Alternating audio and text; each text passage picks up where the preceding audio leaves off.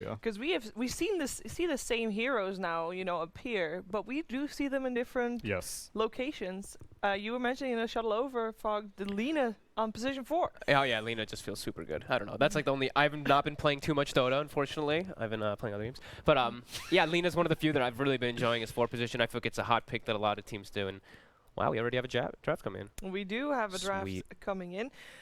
So, in terms of bans, the usual suspects. Chen, Morphling, Chen, Shakers. Yeah, maybe not Void, Shaker, but Alchemist. Shaker has been, well, it's normally either Shaker or Morph Yeah. at least gets banned, one of the two. You don't want to give that away. Chen's still my number 1. I had Chen as my number 1 at TI too, and I feel like teams now Yeah, they I like forgot remember that about too. it a little bit at TI, but certain teams were like, this hero's OP at TI, But and then then it someone like played it on on the and off off. lane. Yeah, Alliance did. It was 30 Alliance 30. it. There you go. What? Yeah, Chen 33. And I knew I saw something like I was like, oh, that was. I actually like moused over because I was like, oh, you know what? That was a fake draft. You know, No, like it draft was still real. doesn't go. I was still I saw his name on it while he was walking down the lane, rolled out of the base with a headdress, and I was like, this is really good. And he was laning, I think, it was some other hero who could take farm. And They so do lane it with like a Tusk or some frontliner or something like that. Like, it may have been like a tiny, I don't remember what Okay, it that was, makes but dude was just stealing range creeps, using it to last hit, and pushing very, very soon. I think he had a Drow Ranger on his team also. okay. Was Yeah. that a 15-minute game or something? Yes, it was a 20-minute very quick game. So That's scary. That's That is potential. very scary. I like the way that Dota is really interesting. How we get like this because the patch is so long. People just start experimenting, and Right. experiencing all these new things. Like I see some pubs doing like Legion safe lane. I see people doing the pipe Legion. We talked about that at Dream League. Now you're talking about the safe lane Night Stalker. People are just starting to adapt and switch things around. Yeah. I mean, that is the beauty of Dota. Just, the same patch, but we keep seeing new things, different things, and different things that are also able to beat the old things. So that is that is exciting. I've gotten to see some Invokers as well. I saw that. Yeah. A couple mid, Invokers for through the some games. reason. He's What happened back. to He's fourth back. position? I mean, Puck is back as well. Puck is Wait, back. we've seen a lot of pucks. Yeah, Puck. I think it's good. I think it's because it's good versus certain heroes. I think that's why the heroes starting to come back again. And some heroes, some players have a soft spot for it. Like Limp specifically Very has true. been enjoying Puck quite a bit. Yeah. So having Silence is also kind of coming back, which is why I think Drow Ranger is becoming popular, who does end up getting banned by TNC. I think it makes sense, right? You guys are just talking about how Alliance had that really Right. fast game with it. Exactly. So. And I think that's a hero that's just like on the rise. I saw a bunch of teams also picking what they were just doing, like Drow and Dying. That was Alliance, I believe. Dying right? seems to be the support of the tournament. Him and Ogre are extremely It is popular. old Alliance. That like Insania has played a lot. Insania was the Yes. one doing the Undying. Okay, so Yeah, I had the two next to each other. Because I saw that and I was just like, what happened to this dude's Oracle? I thought he just plays Oracle all Yeah. day. And then I guess after they bombed out of 2 tournaments, they just threw out that playbook. And it's like, nah, you're playing Undying now. I mean, it is really refreshing to see them playing different styles, though. Yes. As in, I know that they're playing like right now, but Liquid. Much needed. Anyway. Much Where- needed, and Where's it's Shadow Demon been? That was one that I saw wasn't getting gets picked as banned on much. occasion. He gets banned mostly, but I feel like that was like the glaring one that was missing for me. I saw him on occasion versus Abaddon, just Yeah. because being able to put the curse on Abaddon with your 2 illusions from Disruption is very useful. But Oh, I don't that's really neat. That's nice. Yeah, I don't really see too many people doing it for Soulcatcher though, which used to be the main reason. It was like Soulcatcher in the setup, right? People were picking you like Yeah. open with OD, and then their team has to respond with SD Mirana Right. or Kunkka, some type of combo thing and like then that. I guess the last thing as the Alliance do pick up the Chen, which might be a 33 Chen, is Shadow Demon's really good at stacking, and so if there's a Magnus on the draft, then a lot of times we'll see a ban on Shadow Demon, but instead we're just plowing through this draft. Omni Knight OD. Yeah. They took a lot of times for those first 3 bans, and I mean, once you see the opening, you can expect the Chen coming out from Alliance, so Yeah. they obviously had something prepared. So they opt to ban one of the 33 cheeses. They ban out the Broodmother first phase, which is very surprising. Yeah, that's interesting to me. Instead, Alliance scoop up the Chen. Who yesterday said that Omni Knight has been losing stock? I think it was Cap that said that Omni Knight was not as good as he thought it was going to be or something. What are we thinking about Omni Knight right now? I think it's pretty good. I think Yeah? he's strong. I think this is like, it's not the same pairing as it was when Repel was Repel, but it's still really good. incredibly powerful. Yeah. You just dispel your OD and just make him a beast. I feel like sustain and everything's become more and more prevalent over the last which I think is couple why months. Undying has become so popular, because this maxed out Soul Rip, it's a lot of burst heal. You're gonna have I mean, this is already gonna be a sustain war, I feel like, in battles. Yeah. Just Chen versus Omni, and Chen already we've seen like In fact, I wouldn't be surprised if Alliance pick up the Undying themselves, because the heal amplification from the Chen with the Soul Rip, and Fada's been basically playing Ogre and Undying constantly. Alchemist isn't banned either, huh? Yeah. We saw one Alchemist game, and it won, but it's not as overwhelming as it used to be. Yeah. I feel like with Chen, that's where I start to think about it a lot, because just the HP regeneration near Chen is crazy. But they're going to do the Ogre. I think that's the safer one. It doesn't reveal anything. No. Easy pick. And what, Fada plays it mostly, right? Yeah, That's what I've seen I'm as just well. wondering why the Ogre instead of the Undying that he's been playing more frequently. It's possible that they, it's Bloodlust, so buffing your carry as opposed to sustaining your carry with Soul Rip. That's really the only justification I can think of. Yeah, because like usually we see the I also was seeing the Undying was getting picked versus all like the strength offlaners. Your Badins, your Omni Knights. As soon as those Legion get picked up, it's like commanders. bam, Undying gets grabbed just to make the lane really easy. But maybe they have an idea with it. I think always one that it's probably gonna get banned, but Sniper is gonna be standing out for me too. Yeah, I can see Sniper that. Ogre, you have the Bloodlust as Sniper. Good lane versus OD. That's later down. I just checked out of the 8 games that Fada played. He's got 4 Undying games Yeah. and 3 Ogres. Wait, what was the last game that he didn't That's play actually either of pretty those funny. heroes? He also played Jakiro, but he's Oh, played. yeah. I mean, that's like Yeah. not a lot of variety for him. But I mean, he's also playing his new role as a captain, or I He guess is. I think we can still call it new. So then you have a little bit less time to worry too much about the hero you're playing. And we were talking about it during the group stage, but it's no surprise that Fada is doing extremely well as a captain because if you think about his recent playing history, he's been playing under Peter, Puppy, and Kuro.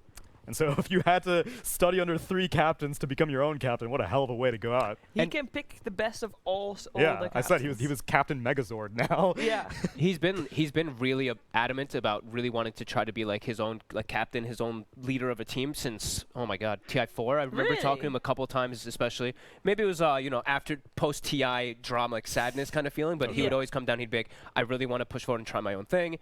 And I think after that, it was like when he went to 5 Jungs, or maybe it was TI5. I can't remember exactly which ones. But there's multiple times I talked to Fada after or during TI that he'd always be saying that. He'd like really wanted to try to lead a team.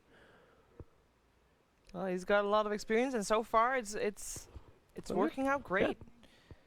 It's also a little bit surprising to me that they did not pick a Nico Baby hero. Usually they've been scooping up the Gyrocopter first to as soon as it's available, and or the Void.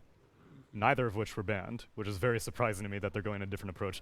Which, to me, I'm leaning towards they respect TNC, that they're not going to go for the same thing that they've been going constantly, because TNC is probably wise to that. But now I'm curious what Nico Baby is going to be playing if they're going to pick it this late in the draft. Viper ban. Hey! Coddle. The fun. Lots of team fight already coming out on the side of TNC. I mean, you see Coddle, it's just like, lots of team fight, I mean. No, that hero's I mean, compared to Alliance, TNC's got like all the team fight. Like there's nothing in the tank for Alliance right now. Yeah, they've just got strong lanes to potentially be built up on the side of Alliance right now. Still a lot to be left. But yeah, Sniper's gone, Viper's ban. The Viper ban is really neat. I wonder if they're thinking of some type of carry hero that just gets broken really hard. Either that or they want like well, do the Vipers go Greaves that often anymore, or is it just the Rod build these days? Ooh. Would you not just go for the Bristleback, by the way, if you're going Coddle, Bristle? Viper is the counter for the... Yeah, that's a very fair point. Yeah. Coddle seems pretty decent. Then Omni is where? Omni would be like a 4, or they could still put the Bristle safe lane. Yeah. Alliance end up going for the Night Stalker, so I guess that was the Nico Baby hero. That's going to be the one position. I like that. It may be a slight denial also because we've been seeing Coddle Night Stalker, which you'd think would not be a good combo because, daylight, nighttime, but double Void with the Chakra cooldown reduction is insane. Double Crippling Fear even, right? Like they both get exactly. it goes to 0 and you actually just use it again immediately when it's still active on you. You just re-silence everybody again. Definitely a ridiculous potential. And there you go, Sheev. Very good call. Yay. And I think it's an excellent pick too, just because like it fits with the Coddle, but it's that beef, that front line. Now OD can like set himself up properly to get inside of the team fights. And this is one of the few heroes that Night Stalker can't just like mow down once you get Dark Ascension, Aghanim Scepter. You're not gonna be able to chase a Bristleback that far. Maybe. Just kidding. I mean, Night Stalker is crazy. I love watching this hero right now. He just farms so much faster now. It's like you just click your Void and you farm the whole creep wave pretty much. But you don't like him as a position 3 anymore? I think he can work as a position 3. Because 33 is still in my eyes, Right. the Night Stalker. So last time Alliance That's did true. denial the Night Stalker, they gave it to 33. Okay.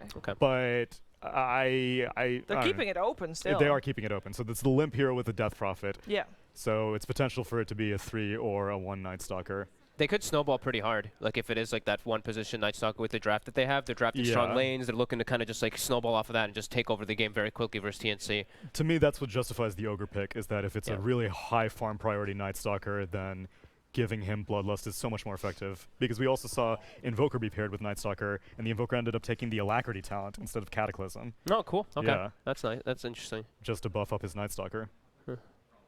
That talent's a little underwhelming. Just because of the comparison. Underrated or underwhelming? Underwhelming. Okay, just because of the Yeah. I feel like I feel like it could even be a little stronger and it'd still be fine. Yeah. But Alacrity is a spell that you don't really notice too much sometimes, but it is a very strong one. So this is nice, like also for Alliance. They have a lot of silence now with DP. Yeah. Playing like versus ODs, my favorite thing is always just having silence, like Disruptor or Spirit, something like that. This is like similar style. Lots of ways, just make sure he's not casting those spells, even if they're going to be reduced or removed by Heavenly Grace.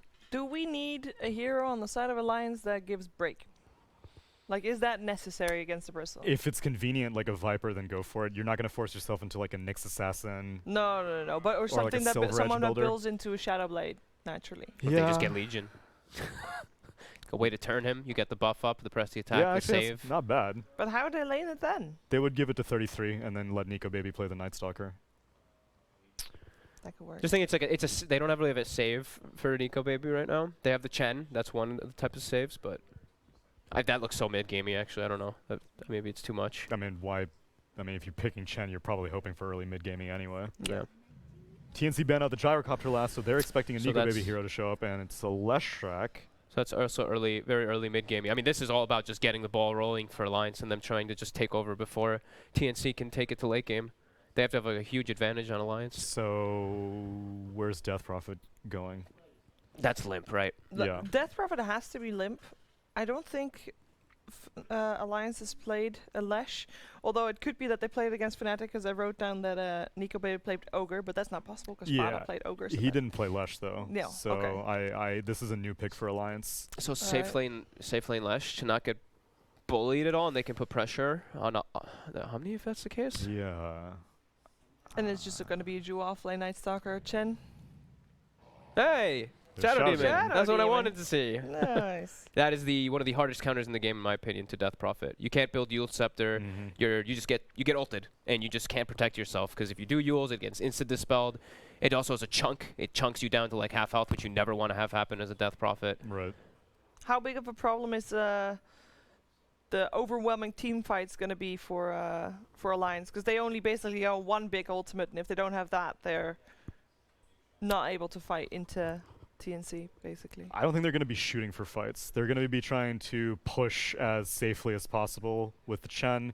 It's just the Leshrac seems so awkward to me, because he's going to max out Edict, but he's also like the one position, probably. They haven't picked it yet. They're also, I was going to say, they're holding back on revealing they're what holding on 33 is going all three of them. That's the thing. It's like, which one's 33? So now, boom, they do the switch it's a up. 33 Okay. Chen. So it's a So hot skin. 4 position Leshrac. Yes. So he's played that quite a bit in the past. I know he really likes to play that. That I'm more okay with. Then. Are they planning on ending before 20 minutes again? That would be my guess. They want to They end have early. a lot of push. They Yeah, definitely very want to much. end it very early. TNC, they have a very strong later game draft. If Alliance pretty much can't successfully get around that Roche and get the ball rolling, I think TNC just takes it in the later stage. So then does Night Stalker have time to get an Aghanim Scepter? Yeah, phase Bassy Ags. And then you just start And then just rocking go. and rolling? I think you just go then. Okay. You go Bastiag. Okay, yeah. That could work. I'm excited to see how this one's going to play out. Feels a little bit like a race against the clock for Alliance. Yeah. It should be good fun, and it will be good fun, because I'm going to send you over to a commentary review that I don't think I've ever introduced, because I started hosting a little. Well, I hosted already, but not as much. Hey, I wasn't done yet. I have something Okay. to contribute. I would like to introduce to you our commentary team. Surprise! It is over to LD and Gods. Thank you very much, Sheever. That's right. We're back casting again. I want to say Sheever did introduce us casting maybe like a Star Ladder in the the old days. Calling Shiva a liar, LD? I'm not calling her a liar. No. I'm just questioning. No, you know, we're all getting older. We've been doing this too long. Sometimes our memory gets hazy. I know that happens to me a bit these days. So. Well, one of those Starladders, she was I think she was doing interviews, and we had the Ice interviewing Burning, where Yep. he kind of went off script. Oh, that was a good one. Yeah, that was a good one. And this should be a good one, too. Pretty early game, up-tempo drafts for both teams, Gods. Got TNC taking on Alliance here, opening upper bracket match. TNC, they took the easy road. They just crushed their opponents, got to take yesterday off. Alliance, they had to scrap and claw to make their way here. And, well, Fnatic looked a little shaky in the final match yesterday, so I'm not really convinced Alliance has been truly tested yet coming into this series. Yeah, it wasn't like you say, it wasn't the smoothest run for Alliance. They had a very questionable looking series against Vici Gaming with some of their drafts, but I would like to think and hope that they've learned a lot from that about how to, you know, shore up some of those drafting mistakes. What we're seeing here is one of those kind of pocket strats with the core Chen. Very all-in push strat. They ran this kind of play with this draft once against Fnatic in the group stage, and it worked very well there. There's tape on it. TNC's seen it. It is with a twist this time, with the Night Stalker being picked up.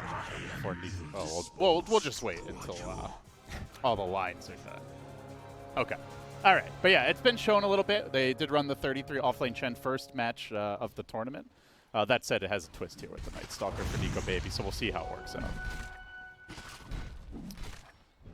The voice lines fan, man. You just gotta let the players do the talking for a little bit at the start. But yeah, early harass being exchanged in the bottom lane. Fata with the Orb of Venom, playing in the off lane, not normally where he is, but he's a hero that can actually kind of match up and trade blows with this Bristleback pretty effectively when he has 8 base armor, and Quill Spray is, of course, physical damage. So, and you don't want to be trading versus Chen late, so yeah, generally speaking, that is going to go poorly for you. Yeah, and we saw this before. He goes Holy Persuasion level 1. He grabs the range creep, and he's going to be looking to try and use this to give a lot of early last hits, since you do get the bonus damage on that creep that you pick up. Yeah, early moments here, but Gabby definitely taking some punishment. March does have some tangos he can hand off to him if needed. We'll take a look at our top lane here real quick. KP going to be playing the off-lane Omni Knight, trying to keep the pressure on the Night Stalker early, and Tim's on the Shadow Demon. Getting a lot of stacks on Handskin. It is very annoying to lane against this support Shadow Demon. They've rotated Infano, and they're going to look to punish it. They know he doesn't have Disruption. Nowhere to go. Might be giving up the first blood, good old Tim's. And he will be finished off. So that does give them an opening here bottom. They're going to try to pressure 33. Gabby diving for this, has a mango. Do they commit? He pops it. He wants to dive. The creep blocks, though, by 33. Pretty good, keeping the Bristle out of range. No, not enough. So TNC, instant reaction. And at the end of the day, a support for an off-lane Chen. They'll be happy with that. Yep. Chen's going to immediately TP back in, as Gabby also steals his range creep. So 33, we'll see what he looks to do. He cannot afford to die when he's just TP back in. Gabby's mana a little bit low, but he just picked up a bottle as well, so he's got regen thanks to that. Yeah, interesting pickup. Yeah, I quite like it. You can get it early on. He actually passes it to his Coddle, so Coddle's going to go looking for runes. Unfortunately, the 2-minute rune spawns top, where they would have had it. KP in all kinds of trouble. This tri-lane still in effect. Does not have the point in Heavenly Grace yet. He went for that degen R harass, but he's pretty nimble with the boots. Yeah, this is offlaners 101. Just know your way around the trees, know which ones to cut to break through, and yeah, KP's a pro at this. You might kill me, but I'll be gone a long time. Yeah. At some point, it's like he's just creating a lot of space, distracting the supports, and Tim's is contesting the lane, so you're not too unhappy about this if you're TNC. Hanskin's still wanting to pursue him, and finally just gets tired of it and heads off to the neutrals, it looks like. They do find him. There's the stun. Hanskin's like, let me pull first, then we'll kill. KP's going to pull the creep wave away, though. Messing with the aggro a bit. He's got the and salving up. Space created for your very fat Tim Shadow Demon, who's doing a spot of stacking here with Shadow Poison. They will finally lose KP. So, nice bit of wasted time that KP causes there. He's going to be able to TP back into the lane. And someone was at least contesting the farm in the lane as well with the Shadow Demon there. So Getting their early stacks, obviously Shadow Demon, one of the best supports at clearing these. Keeper of the Light, very good later on, and you've got a Bristle, so lots of heroes who can take advantage of stacks. Yeah, Bristle is having a fantastic time in his lane, 24 last hits. Chen not having a good time, but it's kind of what we saw last time where the Chen didn't really have the greatest laning stage, but just rushed level 7 Holy Persuasion max and picked up some creeps and then started just pushing towers. Do you see him being able to do the exact same thing this time around with the Bristle back in the game?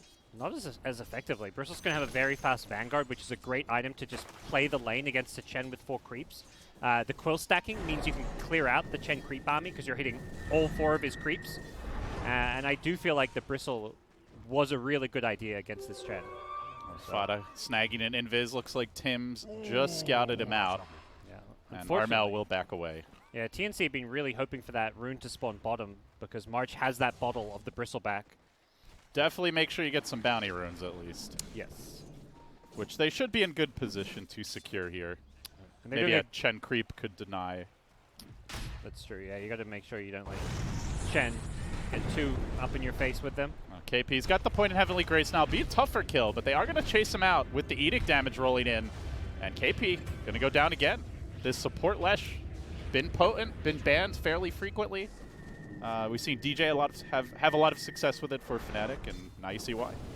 And even this 5-position Ogre as well for Fata. It's, have that 5 with a stun. That was the Alliance draft that kind of fumbled was when they didn't have stuns.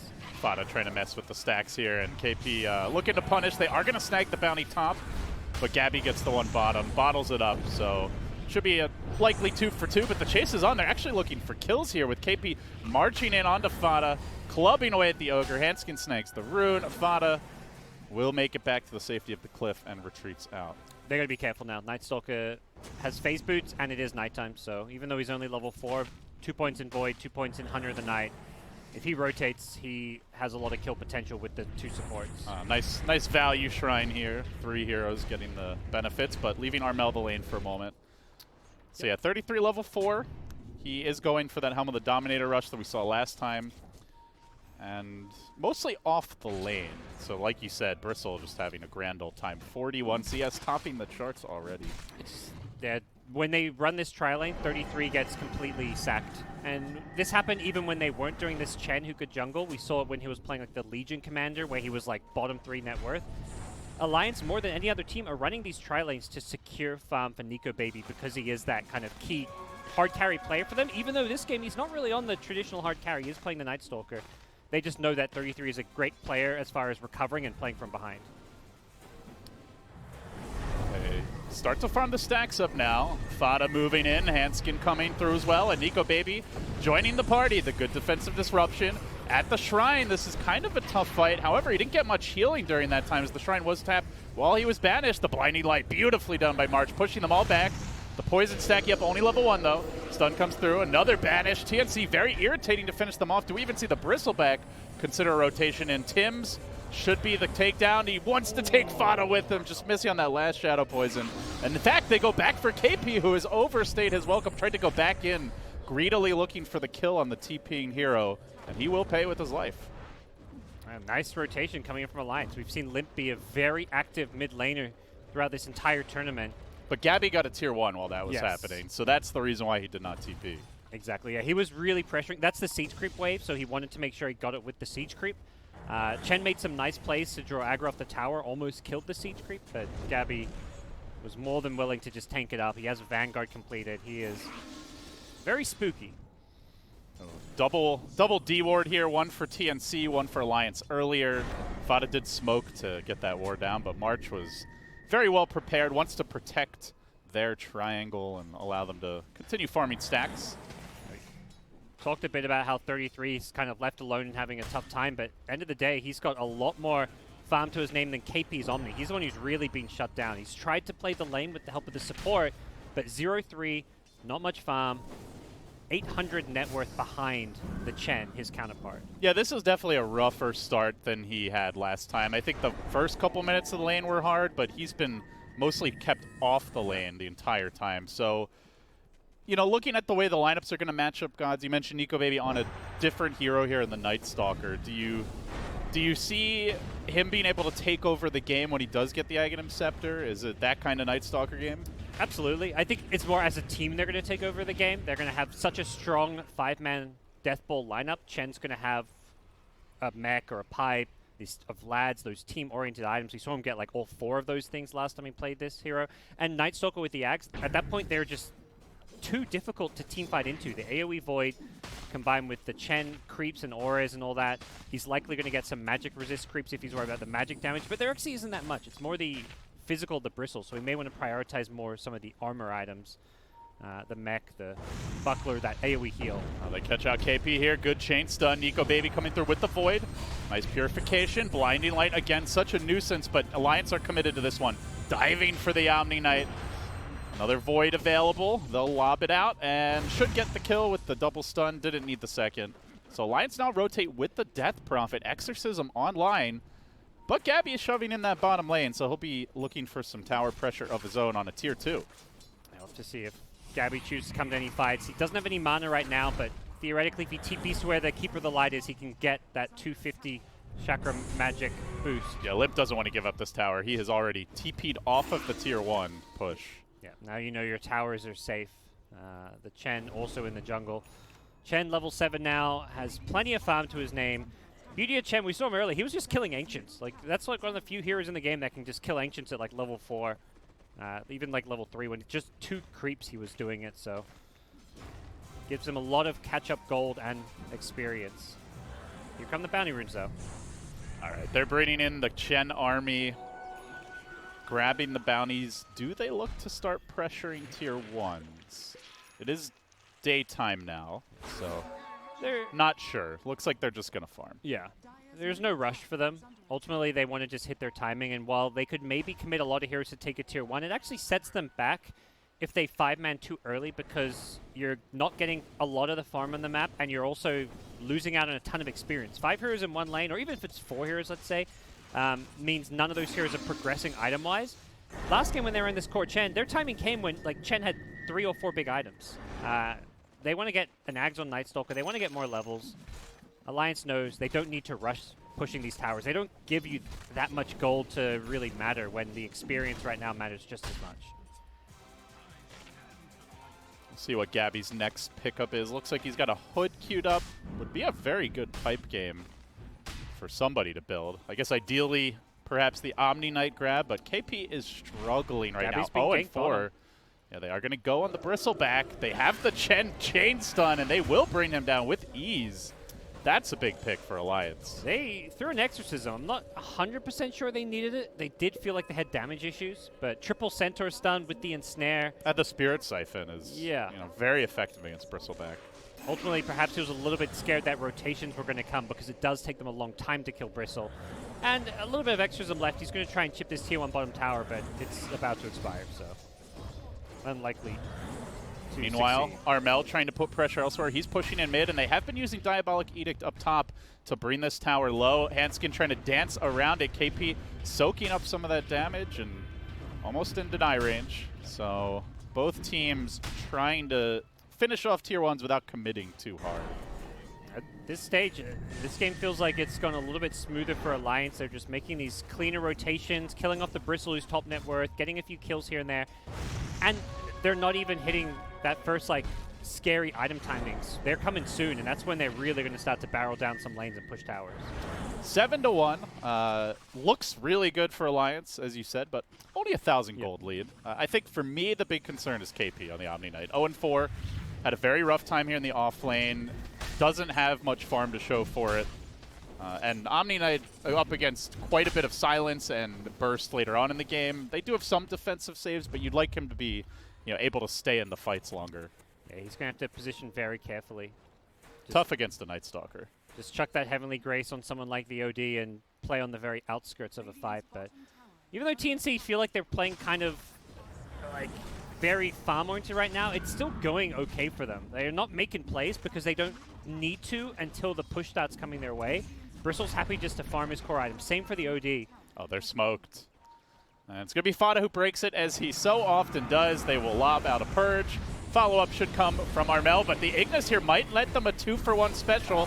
Hanskin trying to run away, gets blinding lighted right back into the middle of it. Excellent job by March, securing that +1 kill. So a tier 1 down mid, 2 heroes killed off in the gank, and Alliance not really online yet. Ag still a little ways off. The Chen working towards his, looks like, mech. And they're ganking Nico, baby, before he can finish this. He has got Dark Ascensions, though. It's a long cooldown, though. This Big deal forcing him to use it. Yeah, definitely worthwhile. Very typical safe lane carry Night Stalker play. You just farm your lane, they 3-man gank you, you pop ultimate to run away. It's still worth it because his Ag's timing is so key that dying is not something worth saving your ultimate for, so he'll head back to the jungle, use his ulti to farm a little bit faster with the bonus they don't damage. want to give up this tower. Gabby's come into the bottom lane and will not be denied. He charges right into the entire Chen army, eats an Exorcism, eats a Spirit Siphon, double chain stun coming out from the Centaurs, but they're getting low to the Quills. Got to be careful with your Chen army. 33 is going to pop his ultimate, and Gabby much more durable now with that hood, with the Omni Knight sitting behind him. They can't even really bring him to half HP.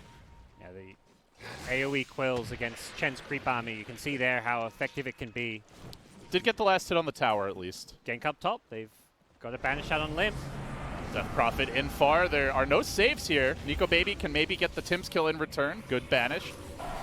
And no Dark Ascension. He's just going to have to walk his way in. The Daystalker on the hunt. Tim's, a Void, a Salve to counter it, and now Armel's coming in. Has Nico Baby overextended? No, Armel wants to be careful. It's nighttime soon. Bounty Rune's also spawning in 10 seconds, so these teams want to brawl. And KP charging in up front.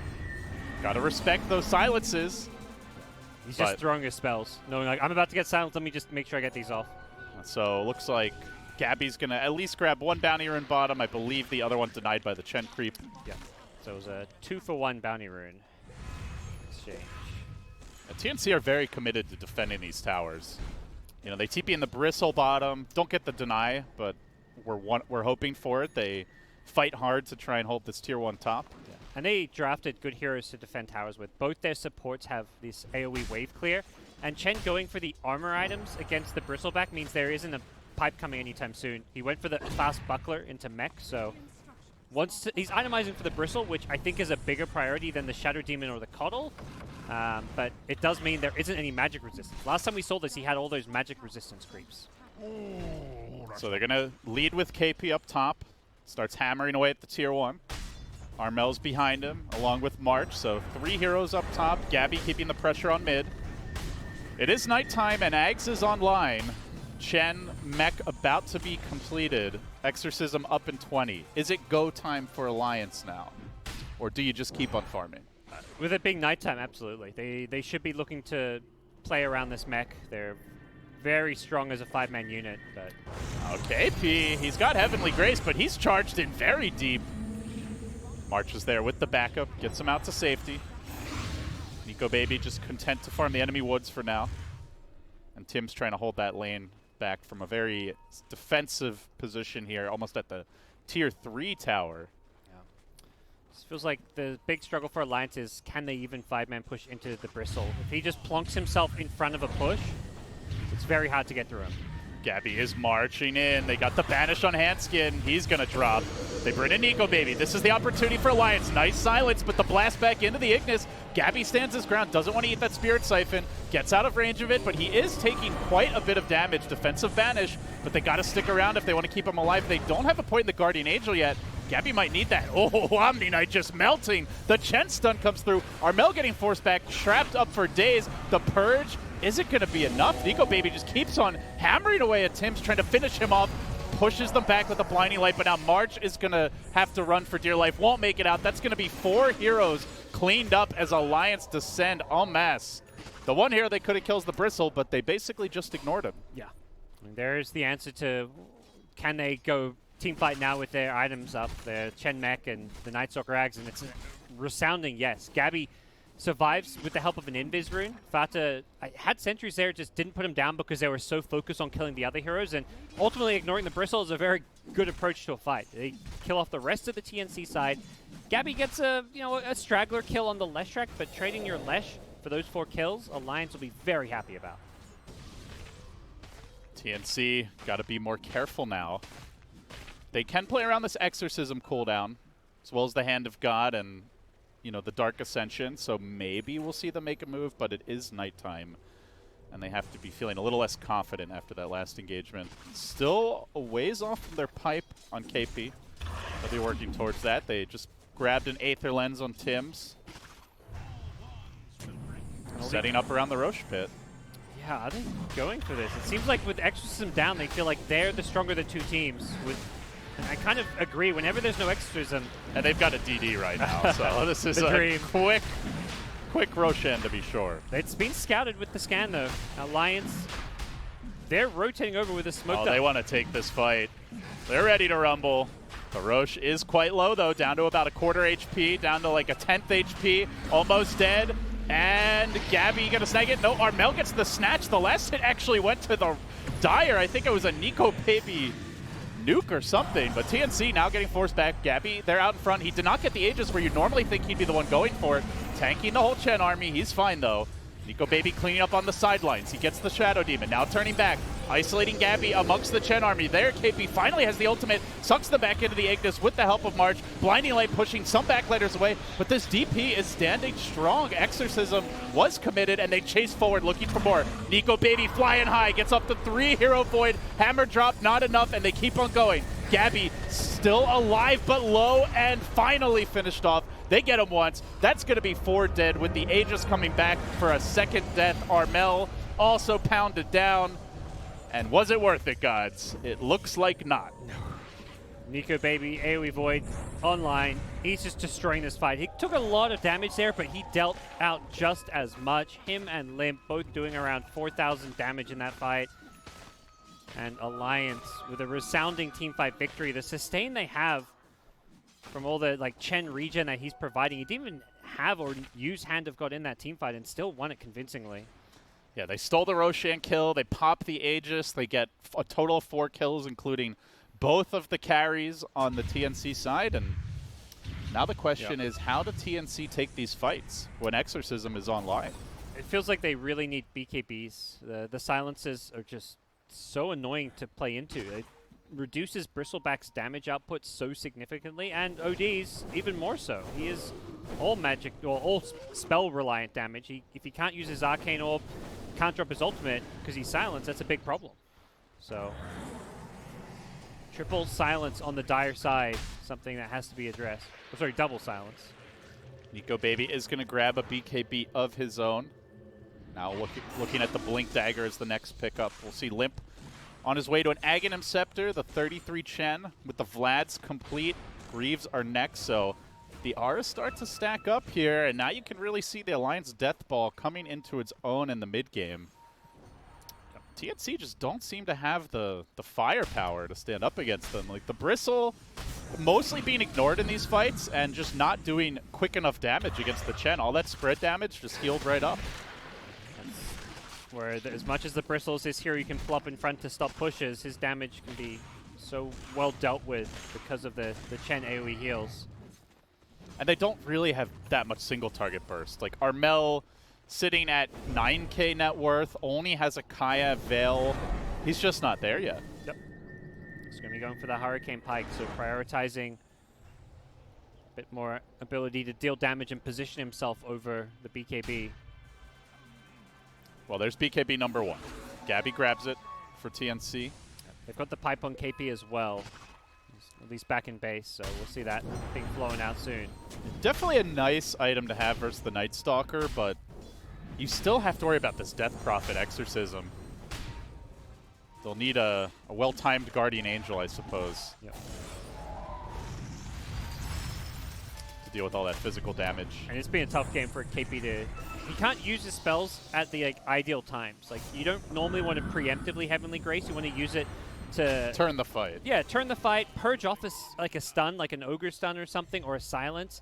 And then that hero gets the full duration of it, but he kind of has to preemptively cast Heavenly Grace because he's playing into Night Stalker Death Prophet, and if he gets silenced himself, he has no BKB to get out of it. And if he wants to build one, it's going to be a long time. Sitting at 6,800 net worth, almost 2k behind the Chen. Here comes the Alliance Smoke. Fada leading the charge with Handskin. lumbering in towards this Tier 1 tower. TNC sit back. They do show KP, who's often been the one getting caught out here. March behind him. Hanskin. We've seen it now. They had a Creeping in and gets the edict off on the tower. Will melt it down quickly. Gabby just trying to split push up top in the meanwhile. So Tier 1 falls and Alliance ramping up the pressure around the map. We do see an aggressive ward going down in the TNC neutrals as well. Nico Baby trying to drag these waves, keep his farm accelerated as possible. And has the blink now too, so the gap closing potential is there. Blink and BKB. He can just go diving on in on the back lines. The Omni's a nice target, but he is very tanky, so I think, if anything, you're actually kind of prioritizing the supports, the Coddle, the Shadow Demon. That's what he's been doing in the fights. He got Shadow Demon very early in the last 2 engagements. Yeah, these supports just do a lot of damage if ignored, particularly the Shadow Demon Poison and the Soul Catcher. And they're just so annoying and pesky with some of their spells. The Chakra with the cooldown reduction on a Bristle in a team fight. The Coddle Ultimate. All spells you want to try and remove if you're this Night Stalker. And with the blink now, he can just get on top of them, crippling fear, and they don't have the saves. Yeah, Here comes the Dark Ascension. Nico Baby, that's exactly what you're going to see in the bottom lane. Dives onto Tim's, assassinates him, unstoppable streak. And the chase is on. Yeah, this has just become a hero that, if you're playing at this major, you need a... He wants to go top. He wants to keep on fighting while he's got the Dark Ascension. Another blink, another stun. Follow-up from the Ogre, and they get to work on Gabby. Can they slay the Beast? He's got a BKB. He turns back on Fada. He smacks him apart with that mace. Insta-TP out. And he will escape. But it was a 10-second BKB for an Ogre. Yeah, he's not going to feel like he got the best value out of that first BKB usage. His team only get 1 of the 4 bounty runes as well. He does walk away with his life. That's the kind of other, I guess, small consolation prize to having to use his BKB there, as he doesn't die, but... It's a pretty good thing to have, your own life, you know? Yeah. Cherish it. Yep. You don't want to be giving this They know his Night Stalker BKB's more on kills. cooldown. They could go back in on Gabby. They jump in with the blink. Void, initiation, follow-up from the Spirit Siphon. The stun is there. This percentage-based damage is doing a lot to Gabby as he tries to walk away. Nico Baby wants to keep the chase on, but his team cannot keep up. So they will have to back off. Can bring him down to half. Killing him, though, that's going to require more as Nico Baby zones back KP with the silence. They're going to try for this again. He commits his BKB. Gabby popping the BKB again as well. That's the 9-second charge. Now they purge Nico Baby, try to force him back. But it's a second BKB usage by Gabby just to run away here. And now the tower's in danger. Creeps descending. Push ramping up. Though. Yeah, they disengaged very well here. And once that Exorcism wears off, they can look to take a team fight. Alliance don't want to stick around, it seems.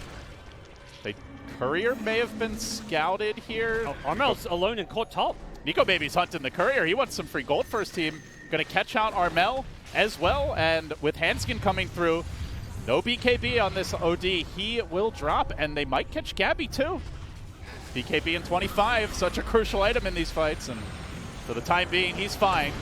Starts working on Hanskin. Nico Baby just ignoring the Bristle. That is the game plan for Alliance. Kill everyone else, then we slay the Beast, he says. And Death Prophet just slowing him down with the Spirit Siphon. The chase all the way on the high ground. Alliance going ham here, smacking away at Tim's. Nico Baby gets the kill. Now they turn back for that pesky Armadillo, and they will get him. 4 heroes dead, 5 with the Coddle. He buys back, but for naught.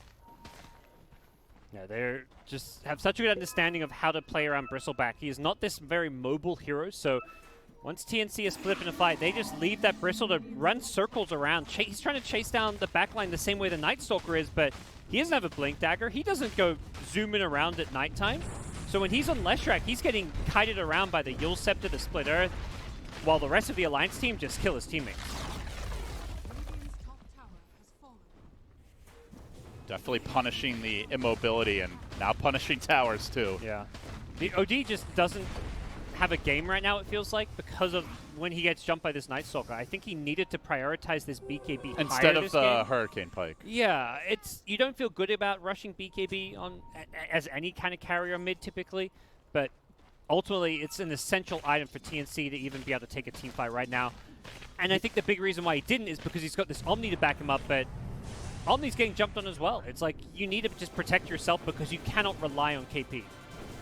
Yeah, when it's nighttime with the unobstructed vision and pathing, and you have a blink on the Night Stalker, and Omni doesn't have a BKB, like, you can't count on him. So often KP's either sitting super far back or getting forced out of the fight by the Night Stalker. So now a 12K lead for Alliance. They start to pull ahead with this one. You look at the TNC draft, Gods, is this a lineup to you that has that comeback potential? Can they turn this around? Absolutely. Alliance don't have that typical hard carry. Definitely Night Stalker here that can scale very well and is itemizing to do so. Picked up the damage talent. But if you can get BKBs and get an AC on your Bristleback, their late game is, on paper, stronger. They've got 2 better carries in the Bristle and OD than what Alliance have. But I think the scary thing is Alliance have a lot of map control right now. Are pushing down all the lanes. They're going to likely get next Roshan. And TNC are going to be asked to defend before they even finish some of those key items. They group up, take control of the Radiant Triangle with Fada. Still shoving in this mid wave. Roche is up now, nearing the 30-minute mark, and Alliance will descend on the pit. Does TNC dare contest this? They do have a ward here outside of it. They see the Chen army milling around Fada there as well, so they got to know this is happening. Yeah. Gabby wants to go in. He's They are going to smoke the preemptive Heavenly Grace thrown out onto Armel. They lead with Gabby. Roche is about a 3rd HP, but the Night Stalker jumps in. Instant assassination attempt on the Omni Knight. They banish him. They keep him in fighting shape, but he's also not healing his team during this time, so instead they collapse on March. KP as well, quickly killing them off. Tims will be next with a clap, a Glimmer Cape, not running away. The detection is there. 4 heroes dead. The lone survivor, a limping Gabby. Does he just try to sneak in the pit? No, Nico Baby's onto him here. Void, Blink. There'll be a full team wipe. Very likely. He runs. At least get that bounty rune. Even this will be denied to you, sir, as the BKB TP out. Oh, it doesn't feel good to be a TNC fan right now, Gods. No, this game feels like there's nothing they can do. It just seems futile. Like, all their efforts, they know fully well Alliance is in Roshan. They actually have great ward coverage up right now. Really good vision, but you run into Alliance, and how do you kill them? There's just no damage into the Chen. The Night Stalker is just too damn beefy in the front lines as well, and Gabby, despite the free lane that he had, is unable to really function as a carry right now. OD, similar thing. Without a BKB, can't play Dota. KP's getting jumped on. The saves, you've got this double save with Shadow Demon and OD, but it doesn't really feel like saves because you banish the Omni. He's not using spells until he comes out, and when he comes out, it's like the fight's already lost. Yeah, he's dead. His teammates are dead. It's a very difficult game for TNC. They're feeling restricted, feeling confined. Resistance might be futile, but they will fight on. And Nico Baby will look to finish them off soon. He's going to go for that Nullifier pickup next. Pretty standard Night Stalker build. This has quickly become the hero of the tournament. You know, with the Morphlane usually banned out, I think we can kind of ignore him, and he was already pretty discovered before this event. But this Night Stalker coddle, and even now just the Night Stalker alone, is so difficult to deal with. Yeah, this is not going to look much prettier anytime soon. The items coming for TNC is just this BKB on Armel, which he still needs a decent chunk of gold to complete. Even if he gets it, I don't know. Is it going to be enough to turn the fights? Probably not. It's going to at least let him use his spells, drop his ultimate, try build up some int, pop the BKB, and just start right-clicking away on, you know, Limp or Nico. Nico Baby's got BKB, but if you can just build up some int and drop a good ultimate, it at least gives him a fighting chance, because OD needs to be the damage output for this TNC draft. See if he can make the difference. Alliance want to end it soon. They've still got the DD here for a decent amount of time, and Nico Baby grouping up with the team, leading the charge up to the Radiant High Ground. It's daytime, but they don't care. They've got the Bloodlust, they've got the Exorcism.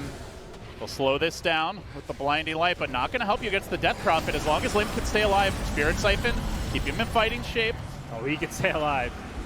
Yeah, he's tanky. He's still got cheese as well, and they just don't have burst damage, but Armel is starting to stack up the Arcane Orb steals. He's up to 36, drops the hammer. The cheese comes through. Lip stays alive. Can they win in round 2 of the fight with Nico Baby marching to the backlines? Everybody's fine. The Omni Knight ult well timed. Gabby, though, in danger, hounding him back to these tier 4 towers. Alliance have not claimed the Rex yet, though. They've gotten the tower. Exorcism now over, and Limp just wants to get away. Armel up to 64 stolen in, but he gets pushed in too far. Tries to push himself back out. It's not enough. Great offensive force staff there as Alliance surging forward, looking for the catch out on KP, melting them down with the Pulse Nova, the buyback from Armel, but he's got to start over with the insta-steal. No BKB for him anytime soon. Alliance chasing back to the fountain, in fact. They keep on thrusting forward. Shadow Poison stack up on Nico Baby for what it's worth at this stage. And Armel back into the fray, working on Fada, gets the stun, says, take me, leave my team, please. But Gabby wants more than just that. He chases on to 33. This Bristleback chasing the back lines, and Fada. He's still alive. Still alive. Finally going to go down. But can they get other kills? There's still an Aegis to worry about on Nico Baby. Gabby's in deep. He's committing into 4 heroes during this time. Gets stunned. Spirit Siphon afflicting him, and most of them getting out. It looks like Hanskin should escape too. Armel too late. Couldn't get the Astral off. Lip TPing out. All they get is a sad, sad Ogre. Yeah, and that Ogre was throwing away his life for the team. TNC knew what he was doing. Like, we're going to ignore you. But in the end, survived for a hell of a lot longer. But some great defensive retreat plays coming from Alliance, who end up, losing nothing significant on the retreat. They don't claim the racks with the Aegis, but once an Exorcism wears off, I think TNC understood that they can actually charge forward. But it costs them key buybacks, and that's going to slow down Armel's BKB on OD. The big play being made there. It was 33, of course, with the 4-star plays. We saw it yesterday. This guy is a hell of a playmaker and pushes the OD into a terrible position in that team fight. Alliance on offense again now. Darkness falls and Night Stalker prowls. Nico Baby hunting. There's a Glimmer Cape from Tim's. And they'll converge on this shrine with the Diabolic Edict, quickly taking it out. Nice lifetime stats for Hanskin. And the map control game just starting to go more and more the Alliance way as time goes on. Yeah, when they had that big push with Aegis, they took out all of the Radiant Vision. Dire themselves don't have much vision up, but they're the ones who have a much easier time pushing out these lanes and applying pressure. Just feels like TNC have to play very grouped and huddled up. So Armel should have BKB next fight. It's not going to have buyback anyway for a while. I imagine you just buy it. We'll see if it's the difference maker. A much better fighting chance. If he can build up a lot of int. He tried to blow up Limp last fight with the Sanities after getting some int, but Limp popped the cheese just before it hit.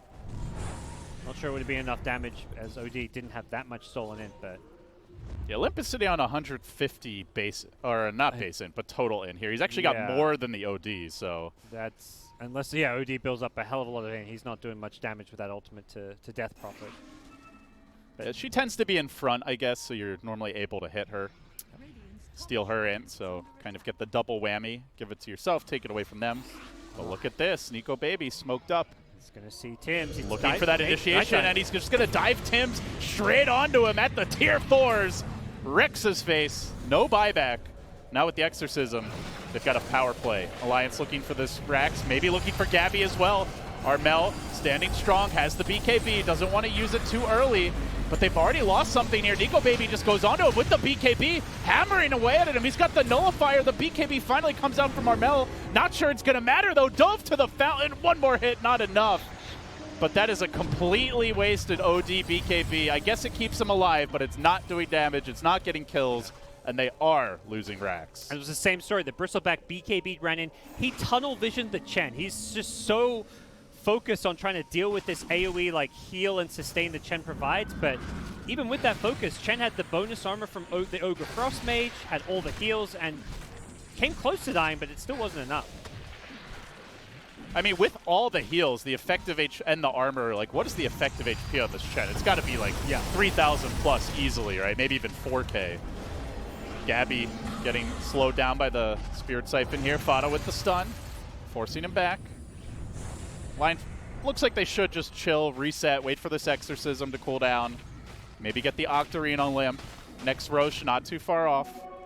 Yeah, no need to rush it. The Exorcism is being the key spell that makes it impossible to fight into. Nightstalker's job is just to blink on the backlands on the supports, but you need that exorcism to prevent TNC from committing to a fight of their own. They might not need to wait. Nico Baby hits a DD route with the Bloodlust, just mashing down this bristleback. Not looking so bossy after all. Keeps on working on him. BKB deployed, defensive retreat, but this is going to potentially leave other heroes caught out. Omni Knight silence, stunned, 4-step away. Nico Baby charging forward, just hammering him down. Another banish. Good kiting by TNC. Armel committed his BKB though.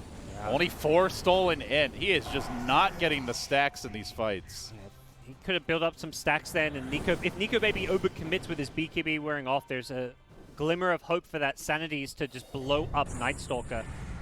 That's the play OD's going to be looking for. The shorter this Nightstalker BKB gets, the more vulnerable he becomes, but Armel has to play in position around making sure that he can punish the Nightstalker's over-aggression. He needs to stay alive in these fights. Closing on a level 25 as well.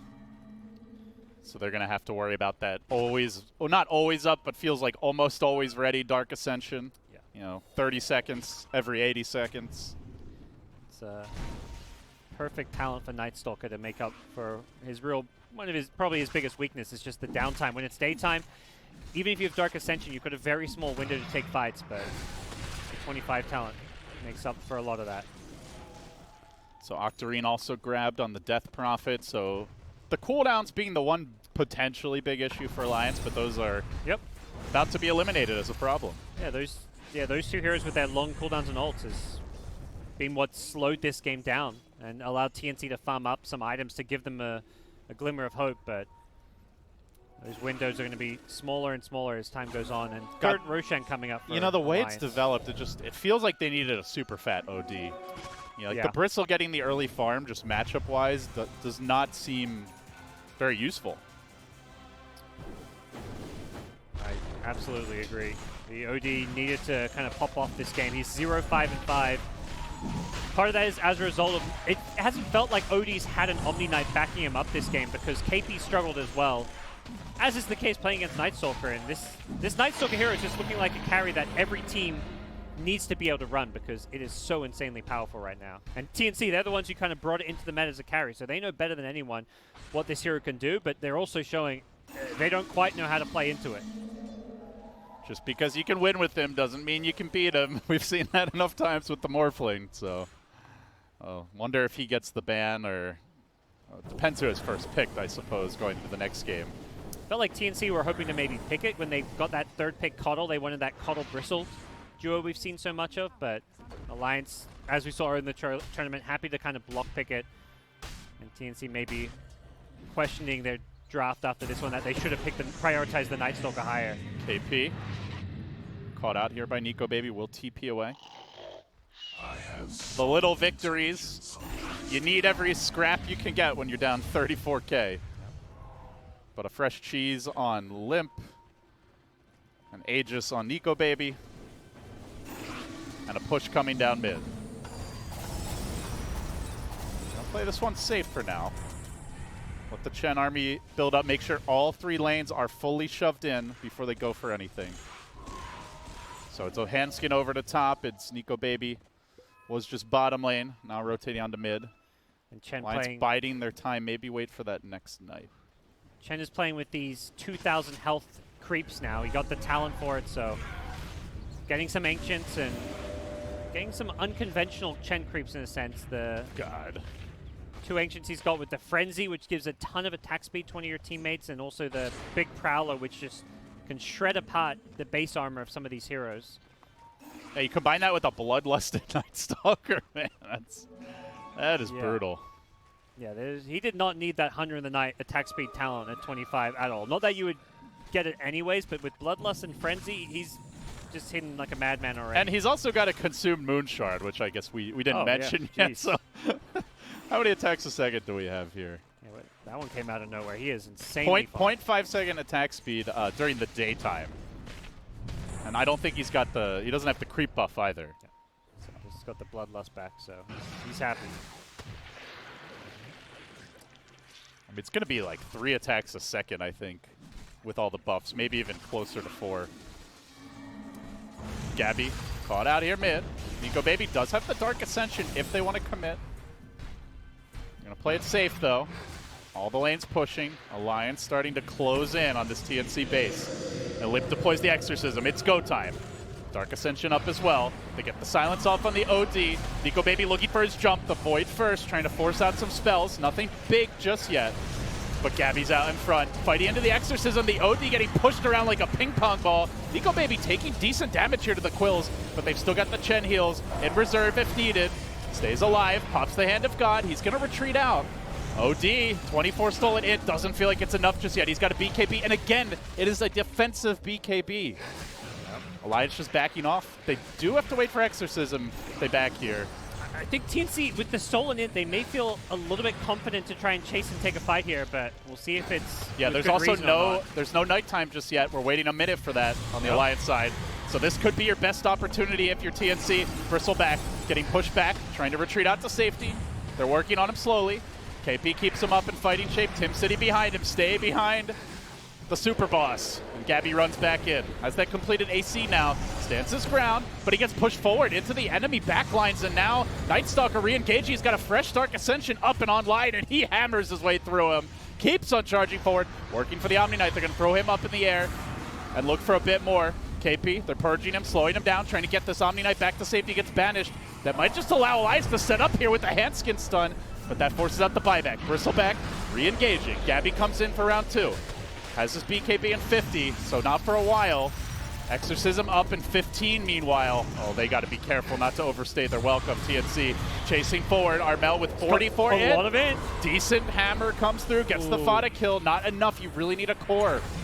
And Hanskin going for the BKB TP. Not going to make it. So they get the supports, but it costs them a buyback. Yeah, doesn't feel worth it. There's just so much damage being done by Alliance in terms of the economy. You see a 38k gold lead for Alliance. That's like the kind of gold lead you expected, like a mega one-sided stomp. TNC are holding their own.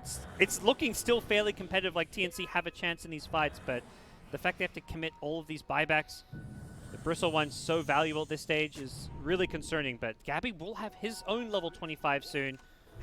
Picks up a Basher as well, so recognizing he just needs more damage, more control. And again, it's 33 again. He's the one who got the Bristle killed there. He four-staffs him in. This guy is so good at using this four-staff offensively. Did it earlier to the OD up top as well. Yeah. So at least the second time. Oh, they found Tim's. And they killed Tim's. Easy kill. Yeah, second time this game, and probably like the 4th or 5th time this tournament, it feels like, watching him play. Did on the Legion Commander when he got a very unconventional four-staff there. KP, that's not your base. Oh, looks like the Crippling Fear got used. Blinks in. And they try to go on the Omni Knight here with the Spirit Siphon. Now the Ignis used defensively to get them back to safety. Limp. Charging in towards the high ground. Just dancing around Armel. Getting sucked back a little bit by the Ignis. Nico Baby fearlessly also splitting up and heading to bottom. Now they're going to group. They want to take this Rax, get a second lane. 42k net worth advantage. It feels real tough for TNC, but they hang on. Exorcism wears off at least, so they'll have some breathing room. I don't imagine Alliance go for a straight-up push right now, but they may still stick around because they have map control, they have the wards up, so with it being nighttime, they definitely want to not let TNC move out of their base too much here. Let's wait for that next Roche, perhaps, if they really want to be safe. Yeah, I don't think you're in a huge rush to end this game with your Alliance, even though your Bristle got your Ogre got a 30-minute Midas, so, you know, late game secured. Yeah, he's got Axe Scepter, he's got a Hex queued up. This is a late game secured Ogre build. So even though the late game scaling of heroes like OD and even Bristleback is on paper better than what Alliance have, I don't think it's going to actually look that way when it's a 40k plus gold lead. And you've got supports with 13, 14k net worth. They're heavily out-farming the Omni Knight. TNC supports a true, like, 5 positions at this stage, although Tim's will have an axe soon, so the break against Hunter in the Night can be pretty potent here. That's one thing that will be very useful in these team fights. Yeah, we'll see if that makes the difference. Still very hard to actually get the kill on Nico Baby with the BKB, all the armor, the Chen heals especially. But they will try to make it count. TNC still very much bottled up in their base. Now 50 minutes into the game nearly. They've been trailing pretty much for about 30 of those. But showing good resilience, and Alliance definitely giving them respect. You know, this is not like the Fnatic games yesterday, BMing before victory secured. TNC have looked like one of the best teams in the world, at least, you know, a top 3 candidate since TI. Obviously, a lot of the previous maybe top 3 in the world not playing at this major right now and haven't been playing since TI, but these guys won ESL 1 and have been on a tear, so big part of why Alliance is showing them so much respect right now. They will chill, they will wait. And does TNC even consider leaving their base? I'm gonna say no. It doesn't feel like. I don't actually know if you want to. Yeah, contesting Roshan feels like a way to just make the game end faster and risk it. The Aegis doesn't. There's a better way to make the game end faster. You can just GG out if you want that. I mean, they're not thinking about how to end this game faster. They wanted to keep dragging and give themselves a hope to win, but I think that hope is built around how they play their high ground defense. Ultimately, Aegis doesn't swing the needle that much for Alliance anymore because the Exorcism is that big long cooldown they're playing around. Night Stalker's kind of 6-slot anyways. Giving him an Aegis doesn't. They are going to get a whole refresher shard this time, right? Yeah. So that could be. It's. Oh, she's already got a full refresher completed. Never mind that. It's still a nice thing to have. You could give it even for a Chen for like double hand of God. Radiant Courier sniped. It had a Hex on it. That's the OD, I guess. Yeah. Oh no. That's 3 minutes. Let's hope this Roche takes a little while longer. If you're a TNC fan. Yeah. It's a very big key item for Armel. It's not just the Hex aspect, it's also an in item. It gives him a lot more damage output on that Sandy's Eclipse with the 35 intelligence you get from the Scythe device. But doesn't feel like Alliance are going to push until they do have that next Roshan. We'll see if TNC try and contest it. All signs point to no because theoretically Roche could have respawned anytime in the last like minute or 2 minutes. So TNC haven't left their base to contest Roche. They're not looking to. They're saying let's play into Aegis Cheese. Ags Refresher. There's a second Ags coming out now. We'll see who gets that one. Night Stalker already used the Ags Blessing on himself, so it's probably, I guess, Death Prophet. She can sell her Ags or something. I don't know. Maybe even Leshrac gets an Ags. It's who knows. Look at this Chen army, man. It's like he's like blocking the whole river. He's got so many creeps at this point. God, level 25 Chen. By the way, they have double Hex now, and that's as OD just picks his up. The Chen out farming the OD. I think this is one of the biggest things about the Night Stalker is when he gets ahead, your team just gets all the bounty runes all game long. This is insane. I love these level 25 talents. They make Dota so interesting. Like Chen with all these creeps and the extra 1,000 health on them. God, this is disgusting, dude. This is disgusting, and it's they one have way to try and end the game. They have what, 6 cloak auras stacked? You gotta be kidding me. I see 73% magic resistance on a neutral, and then that's a big deal against the Sanity's Eclipse too. Like even if he has a lot of stolen in. Yep. It's a problem. It's really all about the orb, if anything. I feel like now. Yeah. I mean, Bristle needs to just try and clear them out with the AoE quills. He didn't actually get the quill stack damage. It's not the greatest talent. He wanted that health regen, so I don't blame him there at all. But it does feel like slightly less AoE damage. But I think he's recognizing what we've seen is like AoE damage is just not going to work against Alliance. You have to be able to burst someone. I don't know who you're bursting. 4,200 HP Ogre. 3,500 HP Death Prophet, Night Stalker 3,600, Chen 2,000, Lesh with an Aegis. Here we go. Refresher Death Prophet. They're looking to push high ground. Put them out of their misery, Alliance. 58k gold lead. It's still hard. That gold lead does not paint the full picture. We'll see. Limp coming in, gets off Exorcism #1. Silence coming through on the OD. The Chain Stun coming out. Gabby forced back for now. Still has the Abyssal Blade. Now getting multicasted again and again, slowly dropping low. Limp out in front, but the Spirit Siphon's just forcing Armel immediately on his heels. He lobs in the Hex. Limp takes some decent damage. The Hammer completely ineffective. They'll keep on fighting though. try to work on this Night Stalker as BKB charged in. Gabby in the front So lines, slow. doing decent work with the break on the Night Stalker. holding. They might be able to kill him. It's the orbs doing the damage. Armel chasing forward. 33, forced back. Don't sleep on this OD. He's going to get a second kill. No buybacks. Alliance thought there was no way in hell they could lose that fight, and they were wrong. Yeah, so their approach to that fight, Nico Baby was just camping over the trees to the south and just trying to jump in on the Shadow Demon, but KP made a clutch play. He just instantly 4-staffs and GA. He GAs to save his Shadow Demon's life there. That SD does not have buyback, and Tim's, because he gets saved from the silencing Night Stalker, he's able to get that purge off, and Night Stalker is trapped by like the enemy tier 4s. He is in so deep because of that. The one spell that Night Stalker can't play against is this Demonic Purge. So as long as Tim's gets that off on Night Stalker, the fight can go very well for TNC, as we just saw. I think it's a sign of the game that Alliance did not have buybacks on these heroes, because they didn't think it was possible to die, really. Yeah. And even if they did, they probably assumed, well, we would have won the fight anyway. Gabby hits like a truck now with this level 25 talent. 600 damage a hit almost. Yeah. He builds up those, well, when he's not silenced, he builds up that damage very quickly. Oh, bottom lane creeps trying to get the Rex, though. March holds the line. There was a Chen Black Dragon just trying to clear out some waves and apply some pressure. They need to get the health regen kicking in, push out this bot lane. Not the biggest deal to lose a melee Rex when you're 55 minutes in. Oh, well, I guess it's a second lane, but it's still something you want to try and protect. If somehow TNC wins this game, you just have to wonder, was Alliance too safe, too careful? I'm not sure I'm fully buying into this Dota Plus win probability being 97%. I think with that net worth advantage, it just breaks the calculator. You know? Yeah. Like, nobody's ever lost with a 50K net worth advantage, surely, right? Oh, you might be wrong here.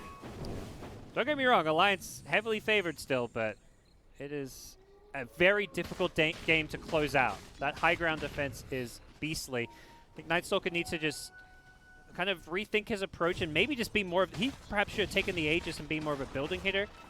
He can't just tunnel vision on these supports because TNC have all these defensive items. These 4-staffs on both Omni as well as Coddle. They're just going to look to bail each other out. Whoever Night Stalker goes on is going to get pushed around to get out of that silence. So you've got a double banish, the Omni Knight, the 4-staff you mentioned, the Glimmer Cape on Tim's, and he's not going to be able to carry a gem. So if he's too far past the team, then that Glimmer will also help save them. So, like you said, Nico Baby might need to reevaluate what worked earlier. Doesn't seem as effective now, but they are going to try again. This Rex is low. There is no glyph available, and they charge forward. Limp deploying the Exorcism rather early, but the Shivas comes out, and Armel starts to get to work here. They're going to try to sheep him up, but that very irritating Heavenly Grace keeping him in the fight for now. Limp, BKB ending, perhaps in trouble now with the Ignis coming through. Still not very much stolen in on this OD, only 4. And they've lost the Rax. Could just be a retreat from Alliance now. They don't have to stick around. Hanska BKB just to run away. The Ignis still afflicting them, finally going to expire. But Alliance, if they get out, will be very happy with this. They might lose Fada. It's a loss you can accept. Still chasing him. TNC are going to back down. Yeah. Hanskin surviving through it all. TP's out, gets pulled back in by the Chen. Nice risky call from him there to save his own life. When the enemy 5 position has 4,200 health, 19 armor, and a cheese, you're not chasing for that kill. 20k net worth 5 position. I mean, you see this 56k gold lead, it's reflected in the supports. And that is why you get the 30-minute Midas. Yep, 30-minute Midas, you got GPM talents. It might sound like a meme, but it's not. Yeah. And Chen didn't get his GPM talent, but I don't think he's regretting it with the fun he's having with all these creeps. And if there's any player who can micro this many units, 33 is probably one of the best micro players in Dota. All right, so they've got still the Refresher Orb online for Limp. They have a DD on Nico Baby. Pretty likely to have one at 57 minutes with full map control. Oh yeah. The game plan's changed. Alliance is just focusing buildings now. Before, Night Stalker was tunnel vision too much on killing supports. Now they just want to kill buildings. Hex comes out. OD with 36 stolen in. He gets counter Hex, but the Heavenly Grace keeps him in fighting shape. They'll push him back to safety. Gabby surrounded, getting chain stun, getting a little bit dangerously. No, they know that Heavenly Grace has already been used. He'll be kept alive for now by the defensive banish. Now he's going to have to BKB. Charges in, working on Fado, gets pushed back as well. Limp just committing towards the racks. The game can't handle all the spells flying out right now. Armel, though, getting a lot of it, up to 60, up to 68, drops the hammer. It's only on a BKB Nico, baby. Doesn't do a thing.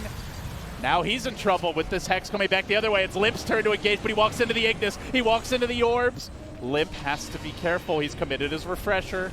He has another exorcism. Yeah. They fought their way through this Ignis. This would probably be the best time to force the fight. Hanskin, though, may go down here. Gabby's going for it. Gabby's going for it. He's not going to get it. He's out for 2 minutes. We'll have to buy back if they want to have any hope of turning this around. There's the buyback. Armel, though, 88 stolen it, 92 stolen it. Just keep that OD alive. He's your last hope. He's your only hope, but the creeps are the MVPs as they just keep on building. Mowing down buildings. They will get that melee racks. Limp jumping back in. Nico Baby's there as well. Bristleback will end up having to run away at a shred of HP. Can he make it out of here? Meanwhile, the Hex onto the Omni Knight trying to bring him down. He does get banished at the perfect moment. Isolated though. Damage. Surrounded. Full health.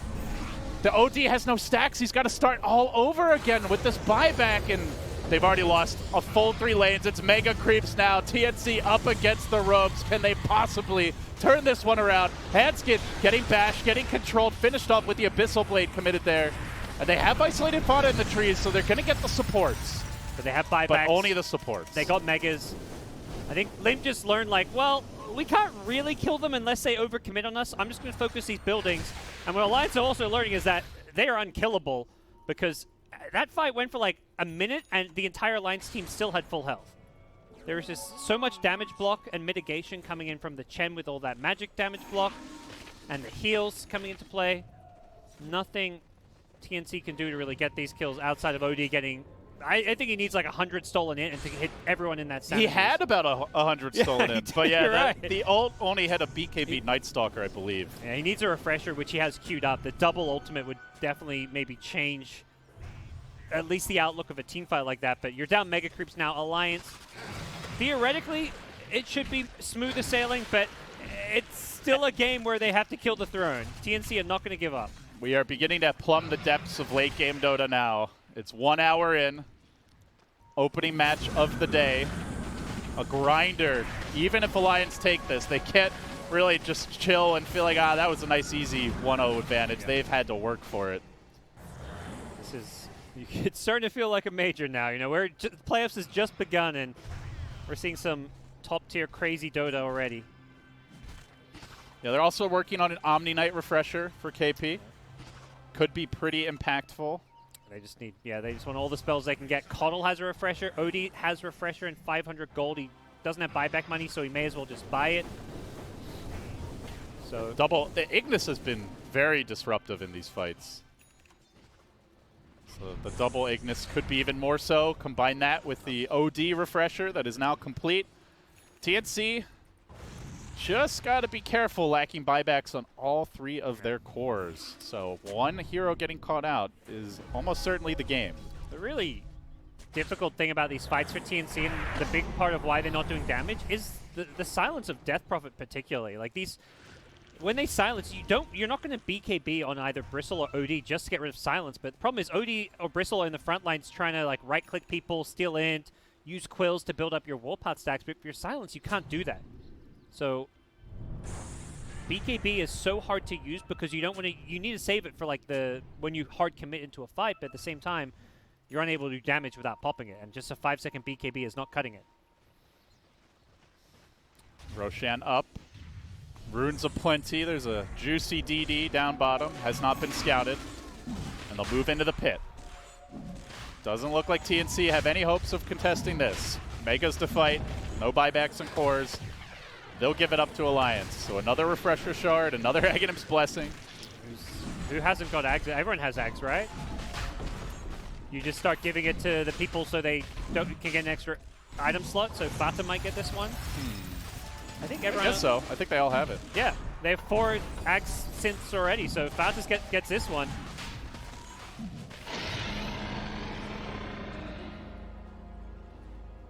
They'll enjoy the spoils of yet another Roche kill. Just chilling, leaving a cheese and Ag's Blessing in the pit. No Radiant Courier shenanigans. Yeah, I see. They just don't have room for this. They're too much. Somebody too much take on the in the pit, cheese. too much- Surely too somebody's much gold. hungry. It's been an hour game, guys. Have a snack. Yeah, it's aged well. No, they're going to let it curate. No, there he goes. Fada gets the blessing, and he gets to sell his ag, so now he's got 8k gold, buy a full Lotus Orb. Man, the opulence and the state of the game when you just leave the cheese. They've shown no signs of even sending the courier. This is late game Clowny Dota. There's the Lotus Orb. Can consider like an E-Blade if he wants to upgrade his Ghost Scepter, but does of course want to have buyback. Alliance are still resting and waiting. Let the creeps do the heavy lifting. Armel gets off an early Hex here. He gets counter Hex, but the permanent Heavenly Grace on both cores. It's the Omni Knight who needs to stay alive. BKB committed by Lip, and they're going to start to converge on these tier 4s. Melting quickly to the Exorcism. He will back away. They get one. They've also got to worry about this Diabolic Edict as Handskin fences in and out of the fight. They isolate Armel. Only 24 stolen in. They can't lose him. He's got no buyback. He's getting chain stunned. Defensive banish. KP commits the GA during this time, but he's not hitting. He's hexed. He's healed. It's not enough. Another banish. Alliance just bringing down buildings, turning over for the racks, ignoring the heroes almost, only hitting them to push them away. The Ignis comes through. It's a massacre of goo everywhere, spraying all over Alliance. They might lose Nico Baby. With this Ignis, they're going to kill him off. TNC are holding for now. He's got a buyback. Does he commit it? Or do they just accept the tier 4s back away? Fada turns in. There's the multi-cast. Ding, ding, indeed. They get the kill. They might need more. KP standing strong. This AoE goo doing some nice work. They're trying to focus the throne here with the It's still at Edict. half HP though. Do they have the damage? The Death Prophet? It's not enough for now. TNC Lips have to get charging in there. They get more kills. They get Handskin as well. There's no buyback on 2 of these heroes. The creeps are being held off. TNC standing against all odds. Fada sounds the retreat. He TP's out, and TNC hold for now. For now. And it's one of those things, Alliance, you still got, what, the tier 4 towers. They're just looking to slowly chip away at this base. And if they can come back before this throne is fully healed up, they're going to be tunnel visioning the throne. Like, yeah, you have a few heroes to kind of kite around the heroes, but this throne is very exposed. TNC cannot afford to let Death Prophet or Leshrac get on top of it. They still hold and keep their hopes and dreams alive. The OD dead for 70 seconds will probably get a chance to respawn and still play in this game, but man, are these fights insane. There's just so much The crap AoE, flying around goo everywhere. seemed like the difference maker that fight. Gabby with the Aghanim's Blessing just Oh, yeah. shredding the Chen army. They need Guardian Angel back up. Omni Knight has an Axe queued up. He wants to be able to Guardian Angel the throne. KP may, yeah, sell your wand or something, dude. Just get that Aghanims. And there it is. So Axe Guardian Angel increases the duration and allows it to affect buildings, which is actually so crucial if you TNC Heals want to it have up. a chance. Yeah. Yeah. Because both Death Prophet and Leshrac shred buildings, and they are going to be trying to kill the throne while Night Stalker, Ogre just, you know, stun people and run at heroes. Here they come. Once more under the breach. Limp surging forward, walks right into Gabby, pops the BKB. Ignis committed. He's just going to go straight for it. Multicast Throne Hex. dropping very quickly. They need to keep this throne alive. The Guardian Angel deployed. Limp down to about half HP here. He's already used up his Aeon Disc. Can they finish off this throne? Nico Baby just hammering away, but this GA is proving It's worn such up a now. nuisance. Handskin and Nico Baby He forced refreshed. back. He sold for refresher. He's dead. He's dead. They've held TNC. They keep that Night Stalker He off. sold everything. What a call. Oh, man. His items. Look at this Omni build. You don't see this every day. They hold, but it's only 1 kill. It's and 2 minutes. They can't do anything, though. It still feels hopeless. Oh, as clutch as that hold is, as much as it was such a smart call from KP to sell everything to get this refresher, it still feels like there's no plays they can make. Well, they can tilt Alliance. That's yeah. for sure. Alliance are just, yeah, they're bashing their head against a wall, but they have foreheads made of steel right now because eventually it feels like TNC are going to crack. Actually, 6 heads. They have an ogre. just for the record. Bristleback snagging a Battle Fury here. And he will get hexed out, stunned up. Follow-up comes through. They've actually got quite a few heroes around him. They're getting all the creep clear they can muster. Trying to push these lanes out, trying to hang on. buying time for the Omni Knight. Guardian Angel up in about a minute. Yeah, that's how you keep this throne alive. And look how much it's healed too. It's the already Angel. 3,200 HP. That health regen.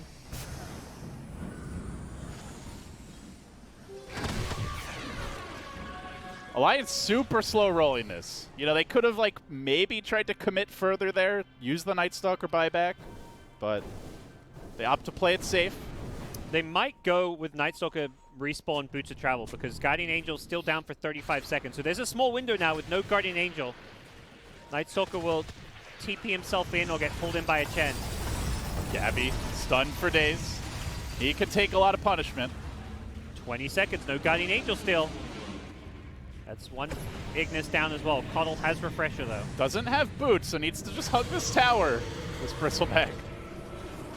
He is a slow man, and here comes the double hex. Follow-up silence coming through. Ignis getting deployed, and they're going to rush past it. DP, no, actually focusing on heroes for now. They're just ignoring the buildings for the time being. Alliance dancing around. They want to kill off Armel. Can they slay the beast? Armel, no. GA #1 coming out.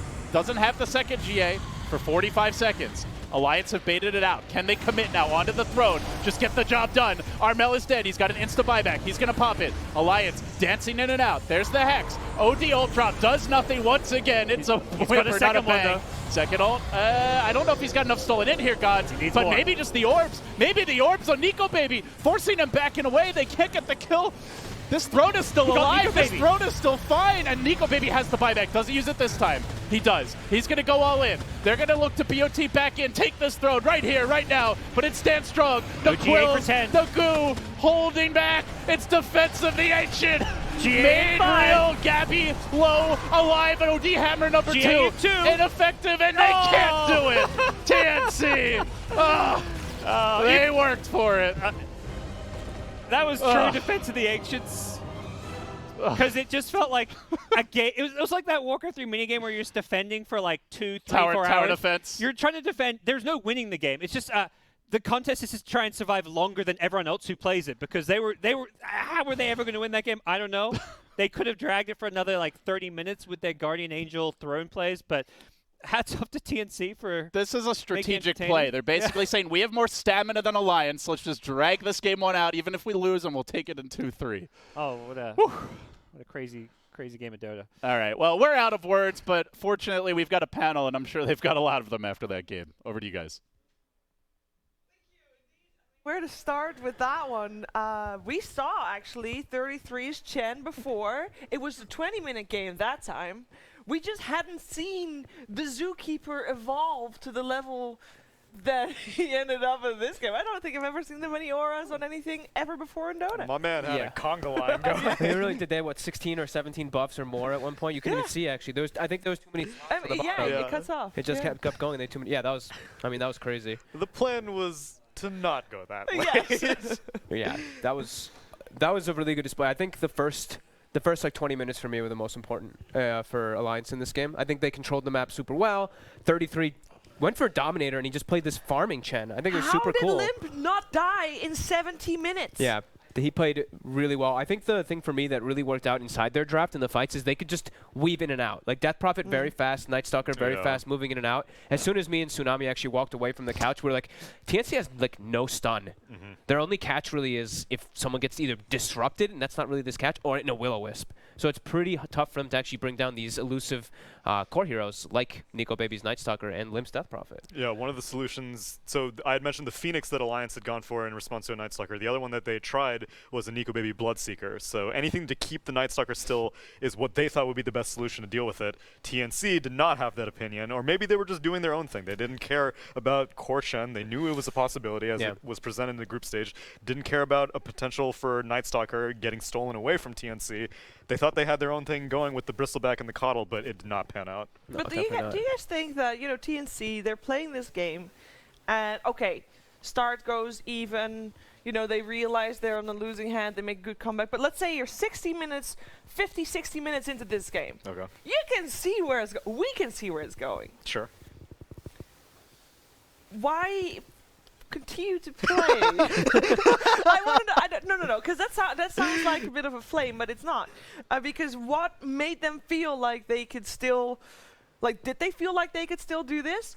Or is this, like, invaluable late game experience that you're not going to have at any other point? I would say it's both. Alliance has not been tested enough as a squad to see, like, this may be their first above 60-minute game, or at least a very short list of them. And they were able to defend. They killed Nico Baby on multiple occasions post 60 minutes. And so if you end up managing to get like a failed buyback, BOT, you kill the creep, or the persuasion doesn't come out or something like that, there's a possibility that the game could be won. Yeah. But Alliance were consistent. Yet again, another instance where I've been impressed by this squad because I have not seen them perform this late in the game, and apparently they have the chops to do it. Yeah, they played very like team-esque, like right when you like you said, Limp didn't die. Yeah. They played incredibly well on those first few exorcisms. I noted like the 17-minute team fight when it was they were going into the Alliance jungle, and Alliance completely wiped TNC there, like 4 or 5-0, and that was one of the first big exorcism usages. I think right afterwards they went into the pit on the side of TNC to try. They got the Aegis and then got massacred in the fight anyway. So I feel like those are the two big deciding ones for me. Alliance they looked super well composed. Everyone was playing really well. They really did. And I also feel like we should give some credit there to TNC, though, because they did hold for that long. They did. Yeah. They played very well as well for a team that was basically on the brink of losing for a very long time. Tim's with the sick sell everything by a refresher idea on the Omni Night. That was some hype shit. KP. Oh, it was KP, yeah.